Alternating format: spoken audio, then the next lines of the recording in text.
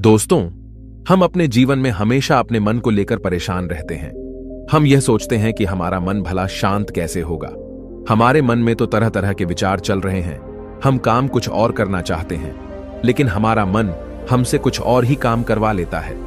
इससे पहले कि आप अपने मन को शांत करने का प्रयास करें, यह जानना जरूरी है कि मन का व्यवहार शांत होने वाला है ही नहीं। अगर मन शांत होने वाला हो सकता तो इस दुनिया में सभी के मन शांत हो गए होते और हर कोई अपना जीवन सुखी सुखी बिता रहा होता।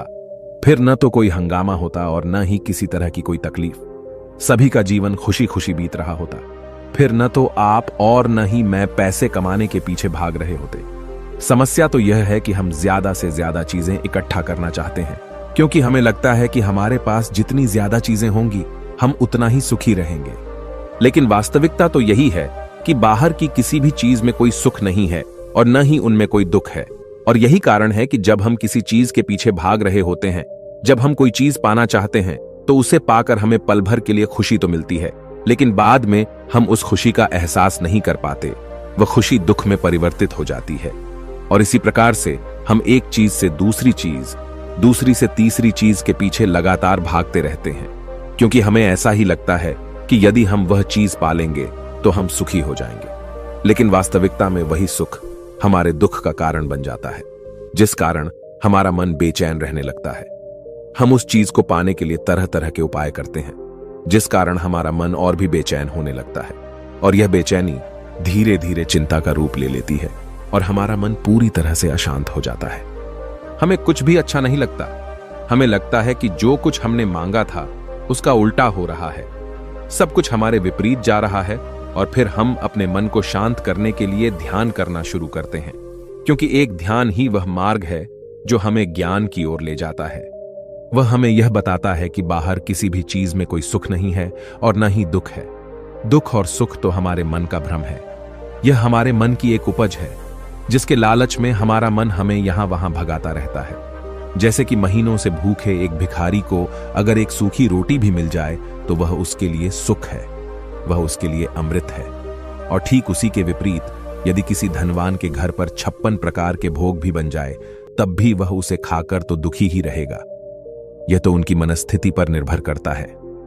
इसे और अच्छे से समझने के लिए आज की जो कहानी मैं आपको सुनाने जा रहा हूं, इस कहानी के माध्यम से आप यह समझ पाएंगे कि हमारे मन की स्थिति क्या है और हम इसे कैसे नियंत्रित कर सकते हैं। तो चलिए बिना किसी देरी के कहानी शुरू करते हैं। एक समय की बात है, एक गांव में एक युवक रहता था जिसका मन बहुत ही अशांत रहता था।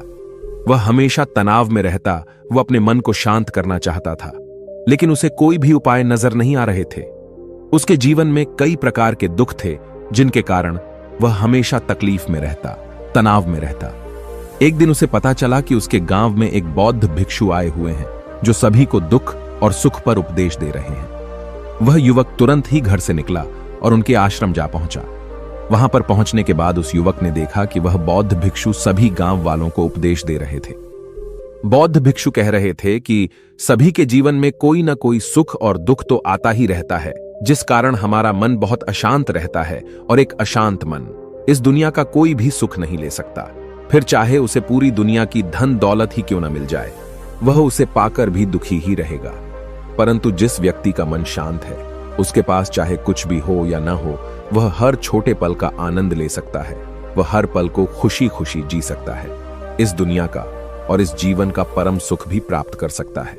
इतना कहकर उन बौद्ध भिक्षु ने अपना प्रवचन समाप्त कर दिया और वापस आश्रम की ओर लौट गए। युवक भी उनके पीछे पीछे आश्रम पहुंच गया और इस युवक ने उन बौद्ध भिक्षु से कहा, हे गुरुवर, अभी कुछ देर पहले आप उपदेश दे रहे थे कि एक शांत मन हर पल का आनंद ले पाता है, हर पल को सुखी सुखी जी पाता है। लेकिन इस दुनिया में सभी के पास मन है और सभी के मन अशांत है, तो ऐसे में भला अपने जीवन को कोई सुखी सुखी कैसे जी सकता है। इस दुनिया में शांत मन किसी के पास नहीं। मेरे पास भी एक ही मन है और वह भी शांत नहीं है। गुरुवर, क्या आप बता सकते हैं कि मैं अपने इस मन को कैसे शांत करूं?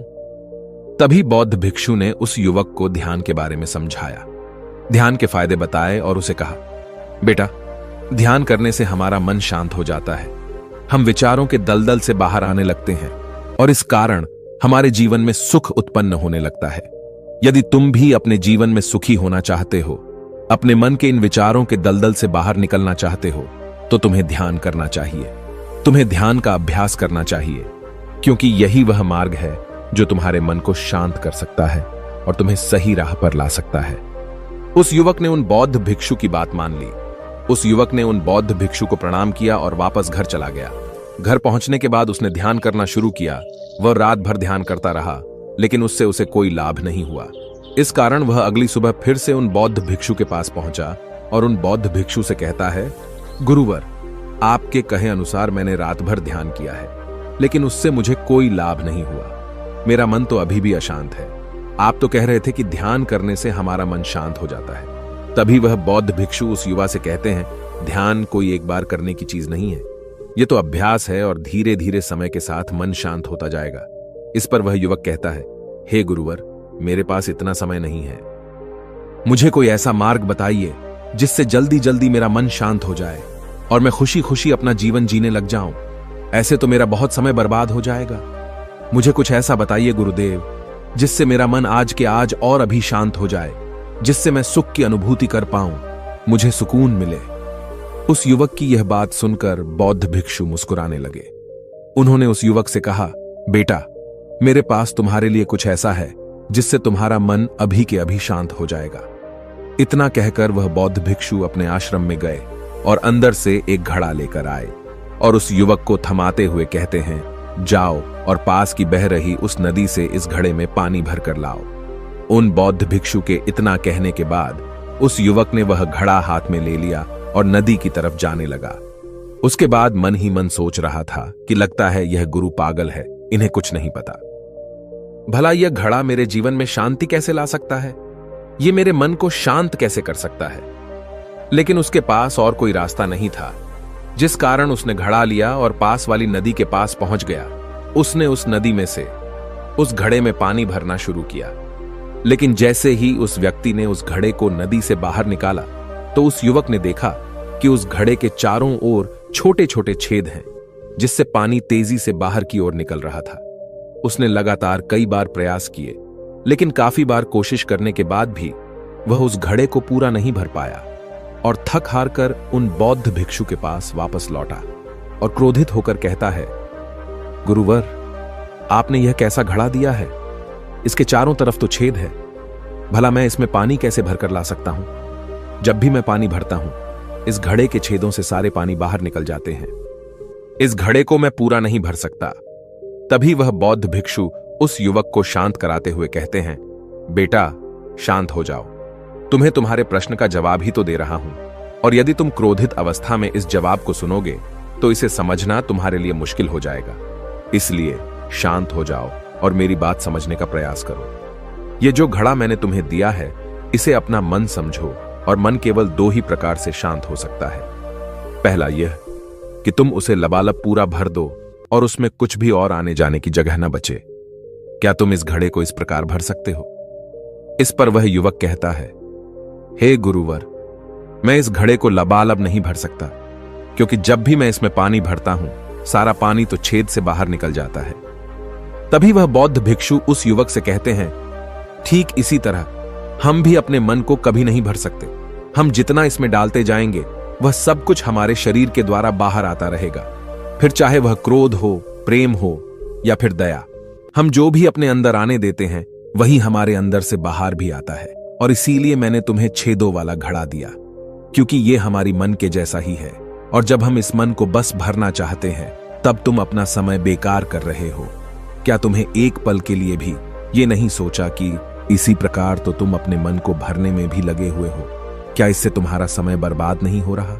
क्या इससे तुम्हारा जीवन बर्बाद नहीं हो रहा? क्योंकि जिस भी चीज से तुम अपने मन को भरोगे, वह तो बाहर निकल ही जाएगी। उस युवक को अपनी गलती का एहसास हुआ। वह तुरंत उन बौद्ध भिक्षु के चरणों में गिर गया और उन बौद्ध भिक्षु से कहता है, गुरुवर, आपने सच कहा। मैंने कभी भी इसके बारे में नहीं सोचा कि मैं अपना जीवन अपने आप ही बर्बाद कर रहा था।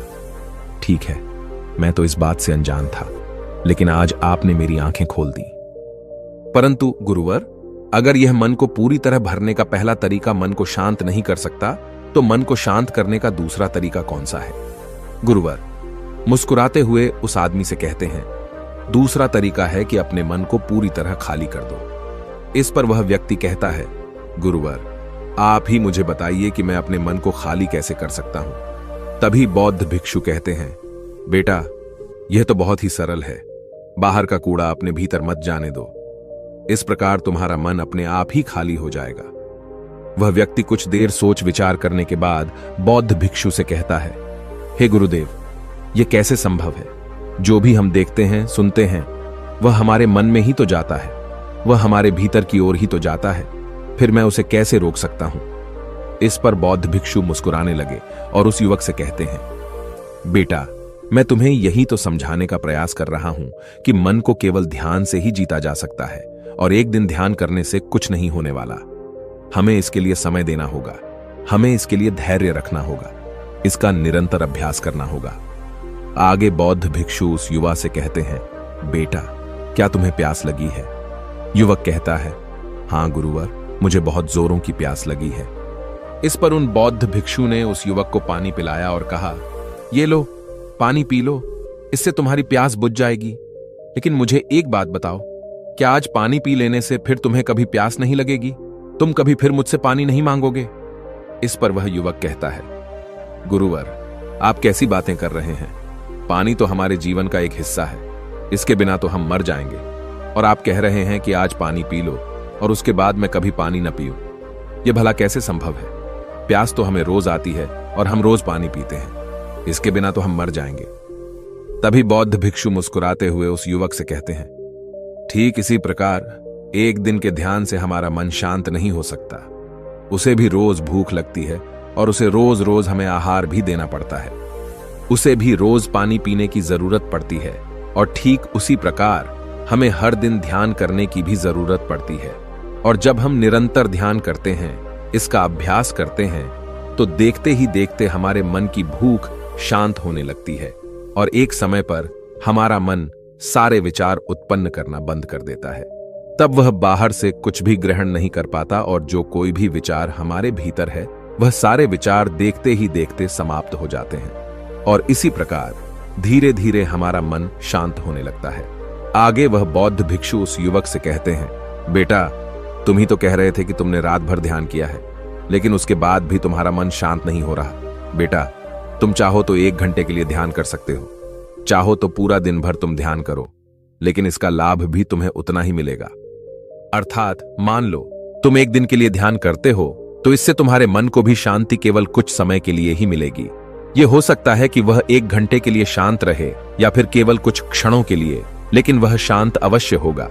लेकिन जैसे ही उसे फिर से भूख लगेगी, वह फिर से अशांत हो जाएगा और फिर से यहां वहां भागने लगेगा और वह अपने विचारों की तलाश में आगे बढ़ेगा, क्योंकि उसे भी तो भूख लगी है, उसे भी तो खाना चाहिए, उसे भी तो पानी चाहिए। जैसे कि जब तुम्हें भूख लगती है, तुम अशांत हो जाते हो, क्योंकि तुम्हें भोजन चाहिए, पानी चाहिए, ताकि तुम अपने पेट की भूख को मिटा सके और तुम्हें शांति मिले। इस पर वह युवक कहता है, आप सत्य कहते हैं, मैं ही गलत था, मेरी ही गलती है। मैं अपने मन को अवश्य शांत करके रहूंगा, फिर चाहे इसके लिए मुझे कितना भी समय क्यों न लग जाए, मैं भी उस सुख को प्राप्त करके ही रहूंगा। मैं इस खाली घड़े में पानी भरकर अपने जीवन को बर्बाद नहीं करना चाहता। मैं अपने मन को शांत करके ही रहूंगा। मैं अपने मन को पूरी तरह से खाली कर दूंगा। इतना कहकर उस युवक ने उन बौद्ध भिक्षुओं को प्रणाम किया और वापस अपने घर की ओर लौट गया। दोस्तों, हम लोगों के जीवन में भी कई प्रकार की समस्याएं हैं और हम उन समस्याओं का समाधान करना चाहते हैं, और अंत में हमें जो मार्ग मिलता है वह ध्यान है। हम ध्यान तो करना चाहते हैं, लेकिन हम उसके परिणाम को तुरंत पाना चाहते हैं। जब हम शुरू शुरू में ध्यान करते हैं तो हमें उसका कुछ भी लाभ नहीं मिलता और हमें लगता है कि यह व्यर्थ है, इससे हमें कोई भी फायदा नहीं होने वाला, क्योंकि हमें तो सब कुछ जल्दी जल्दी चाहिए। लेकिन वास्तविकता तो यही है कि ध्यान सब्र और समय मांगता है और साथ ही उसे शांति भी चाहिए। परंतु हम इतने अशांत हैं कि हमारे भीतर ये तीनों चीजें नहीं हैं। इसीलिए अपने भीतर धैर्य पैदा करें। जब आपके भीतर धैर्य पैदा होगा, तभी आप सब्र, समय और शांति के महत्व को समझ पाएंगे, और फिर आपका समय चाहे कैसा भी क्यों न चल रहा हो, आप हर समय खुश रहना सीख जाएंगे। अगर आपका मन अशांत है तो यह किसी और के हाथों में नहीं है कि वह आपके मन को शांत कर सके। यह तो आपके हाथों में है कि आप अपने मन को किस प्रकार और कितनी देर तक के लिए शांत कर सकते हैं। दोस्तों, आपने आज के इस वीडियो से क्या सीखा वह मुझे आप कमेंट में बता सकते हैं। इसी के साथ में उम्मीद है कि आपको आज की वीडियो पसंद आई होगी, तो इस वीडियो को उस इंसान को शेयर करें और उसी के ठीक बाद चैनल को सब्सक्राइब करें। तो चलिए फिर मिलते हैं ऐसी एक और नई वीडियो में। तब तक के लिए अपना ख्याल रखें। धन्यवाद और नमो बुद्धाय।